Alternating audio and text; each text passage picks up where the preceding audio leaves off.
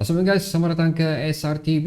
Jadi jadual perpindahan untuk musim jendela kedua ni akan bermula tidak lama lagi, menghampiri hujung bulan ni lah, di mana pendaftaran pemain boleh dilakukan semula.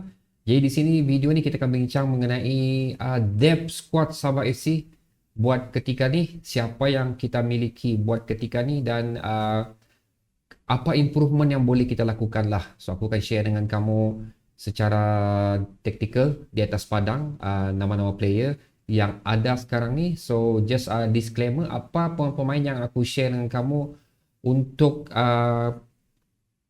squad yang kita miliki ni lah cuma berdasarkan minit permainan yang telah mereka lakukan. So mungkin aku ada terlepas pandang satu dua pemain, aku minta maaf.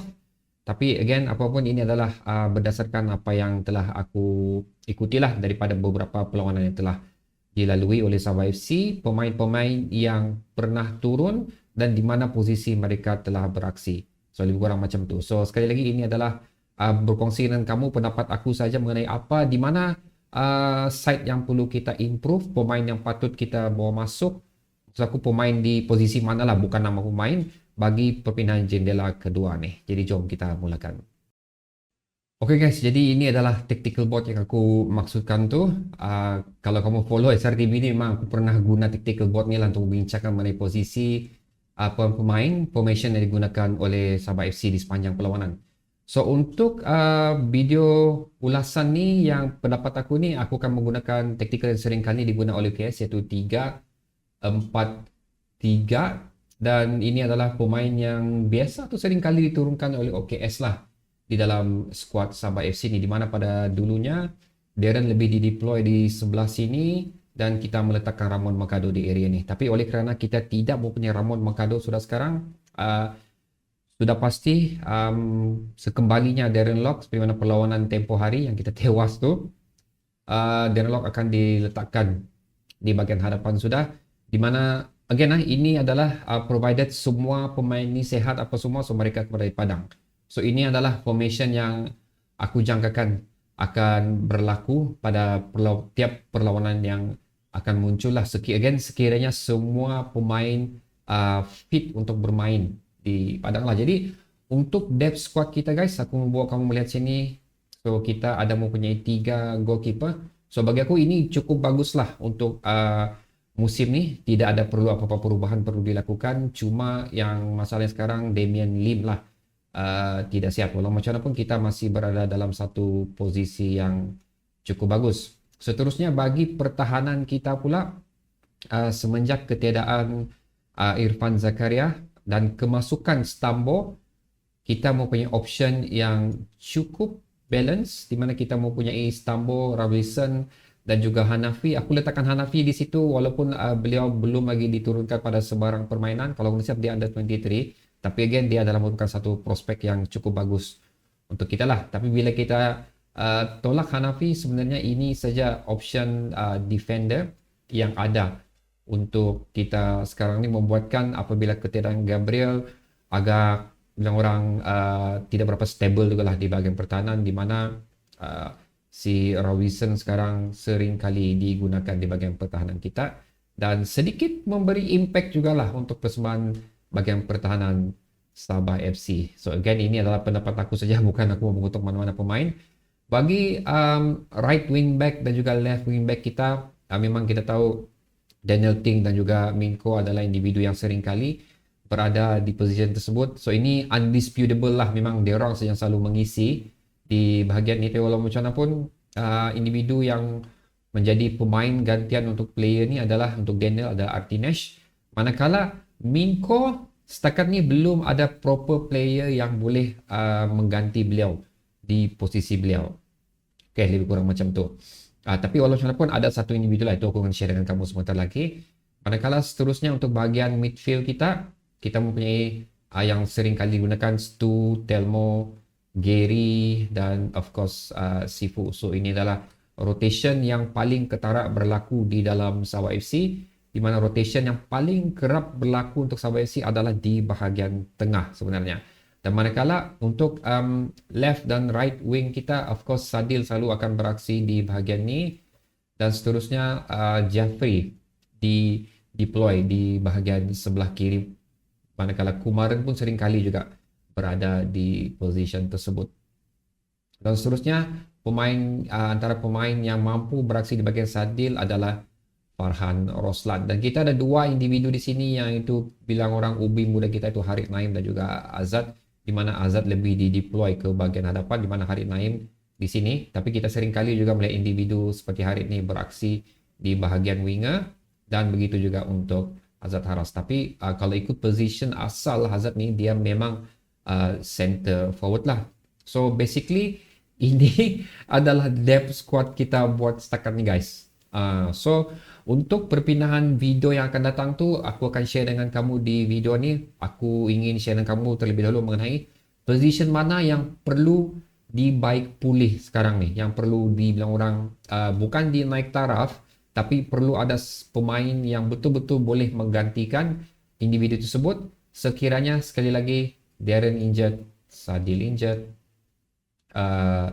mana sudah Stu injured, dan of course kalau Gaby injured.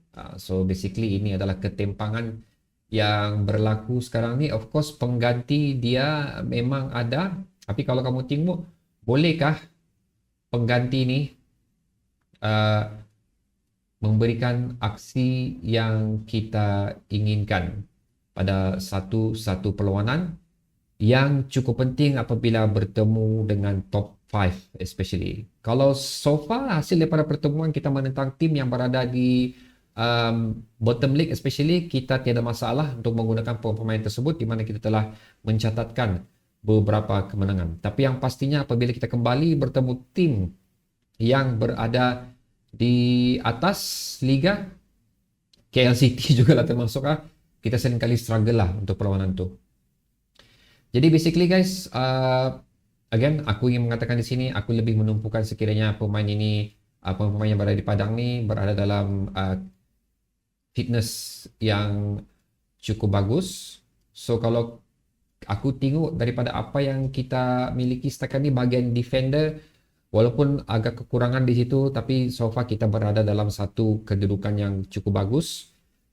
Kita masih mempunyai rotation yang cukup bagus sebenarnya, di mana individu seperti aku akan masukkan Daniel Ting dan juga Min Ko sekali lah, di mana kalau katakan Min Ko adalah merupakan satu position yang cukup bermasalah sekarang, tapi Sifu adalah merupakan individu yang boleh berada di posisi tersebut, di mana dia adalah merupakan bilang orang player yang mempunyai multi position, di mana boleh beraksi di bahagian wing, center back dan juga midfield, wing back, midfield dan juga mana-mana bahagian winger. Tapi untuk buat setakat ni, that's why aku merasakan tidak ada perlu dikacau di bahagian pertahanan Sabah FC ni, kerana apa yang kita miliki buat masa ni bagi aku cukup bagus. Sekiranya perlu ada penambahbaikan ataupun menetapkan pemain untuk memiliki depth squad yang cukup bagus, adalah merupakan satu wise idea untuk membawa kembali Hanafi Tokyo ke dalam squad Sabah FC bagi jendela kedua ni, ataupun membawa at least satu lagi pemain yang mungkin daripada klub lain untuk bilang orang kasih bagus lagi lah kita punya bahagian pertahanan. Untuk bahagian ni pula, seperti mana aku katakan tadi, the only pembaik pulihan yang boleh dilakukan adalah untuk mendapatkan satu player yang cukup mempunyai credibility. Ada a few names sebenarnya dalam list aku, tapi again itu akan bincang pada video sebelum ni.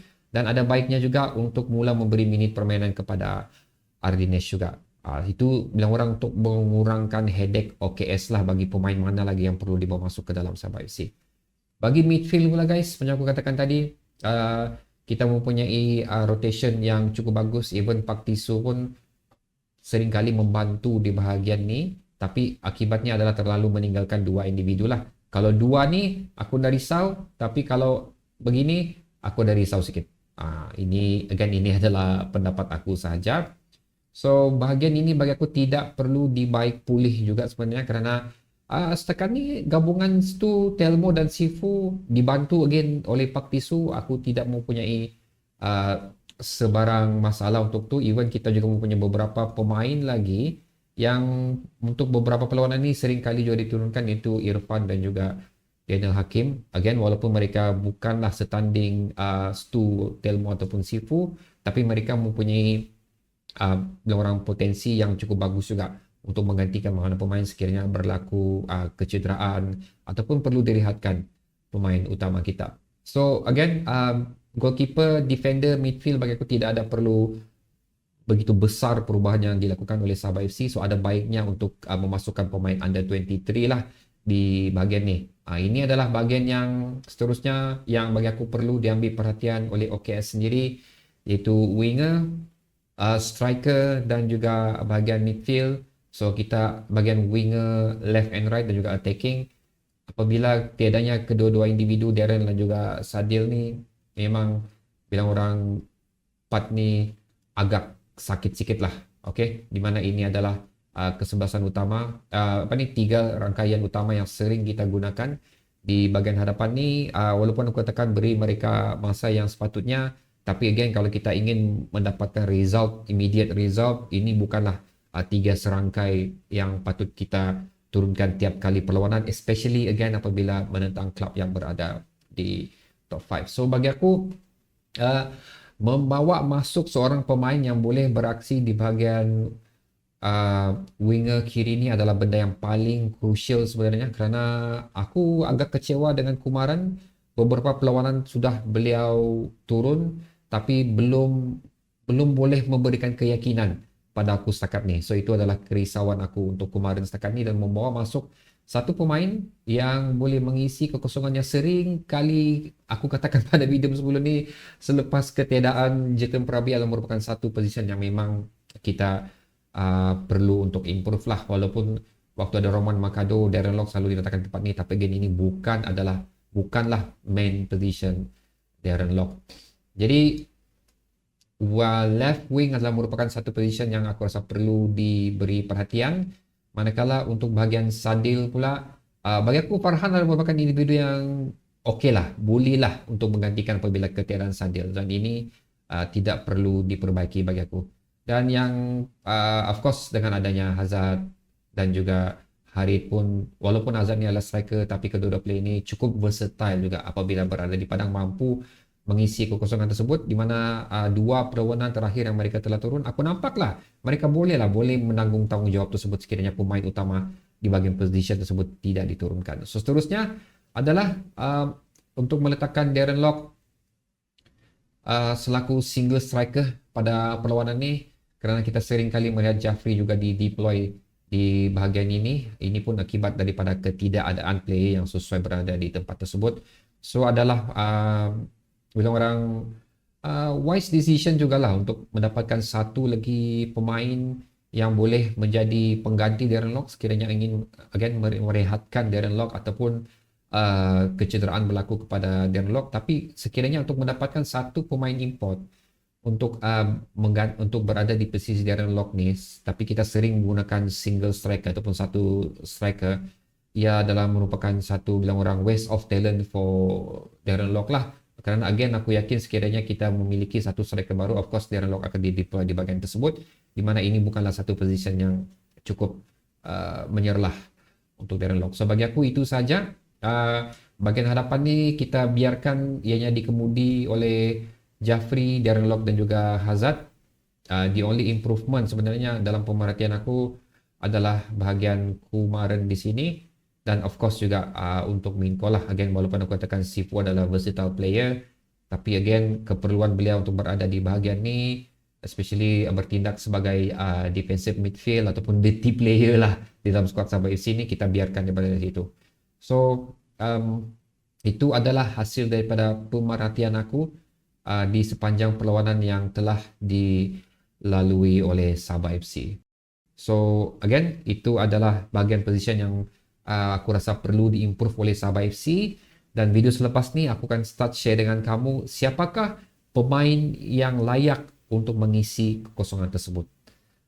Okay guys, itu adalah share untuk aku daripada pemerhatian aku. So masa kamu pula untuk meletakkan pandangan kamu mengenai bahagian mana yang perlu diimprove oleh Sabah FC, sila tekan ini di ruang komentar di bawah. Berjumpa lagi di video seterusnya guys. Assalamualaikum.